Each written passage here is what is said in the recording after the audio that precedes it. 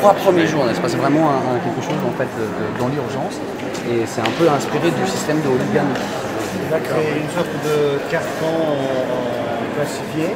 Et ça existait au moment de la catastrophe? Déjà, c'était commercialisé.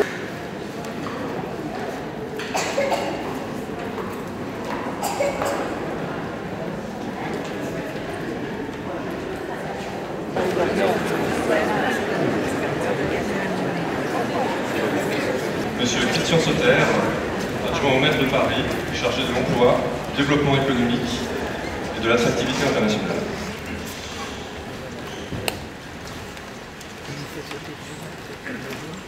Bonsoir, mesdames et messieurs.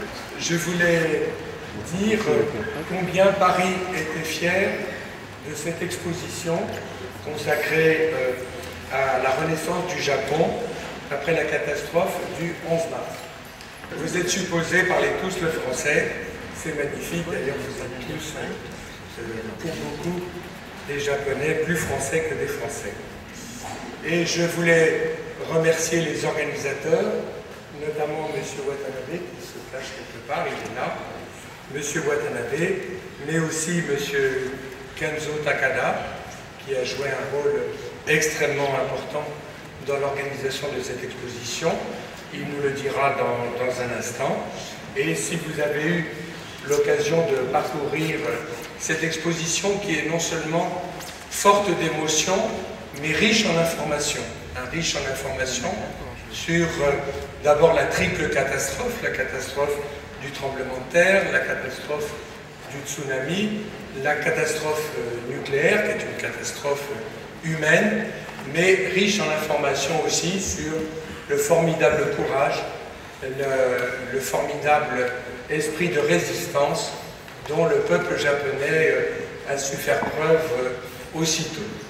Et je dois dire que lorsque la ville de Paris a relayé immédiatement un appel de la Fondation de France à des dons pour aider des personnes dans la détresse à vivre un peu moins mal, les dons ont afflué dans les mairies de Paris et nous avons vu, vous pouvez voir dans l'exposition, combien de projets ont pu ainsi être soutenus grâce au concours de très nombreux Parisiens anonymes.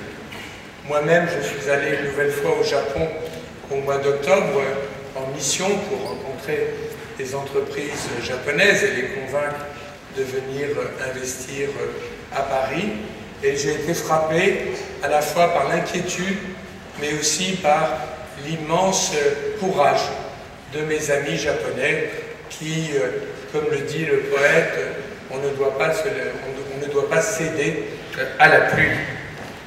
Donc, je veux dire simplement que cette exposition a une très belle dimension humaine et je crois qu'elle va beaucoup intéresser les Parisiens et j'espère d'autres après eux. Il y a des témoignages, ce petit chemin de fer qui a été rétabli quelques jours après que les rails en aient été enlevés, ce violon admirable qui a été fait à partir de débris et que Ivry Iglesias a joué, et je crois que le violon est quelque part dans l'hôtel de ville, je ne sais où, mais c'est un instrument tout à fait symbolique de ce que, avec des ruines, on peut refaire du neuf et on peut refaire de l'art.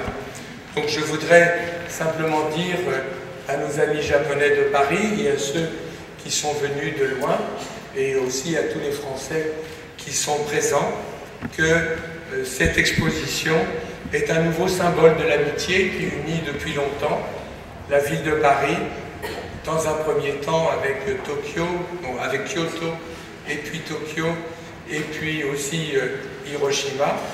Le maire de Paris a dit aux deux représentants que je salue, aux deux représentants de la préfecture de Fukushima, comme ils ne comprennent pas le français, c'est un peu ennuyeux, que le gouverneur de Fukushima serait bienvenu à l'hôtel de ville lorsqu'il aurait la possibilité de voyager à l'étranger.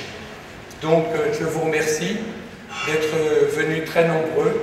Je remercie les artistes, notamment le photographe, M.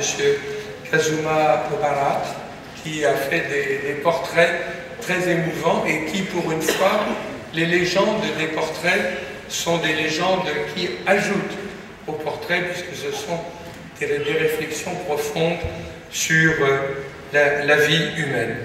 Donc je veux simplement dire que cette exposition est une exposition admirable et je pense qu'elle donne confiance dans l'avenir du peuple japonais et de l'amitié franco-japonaise. Merci.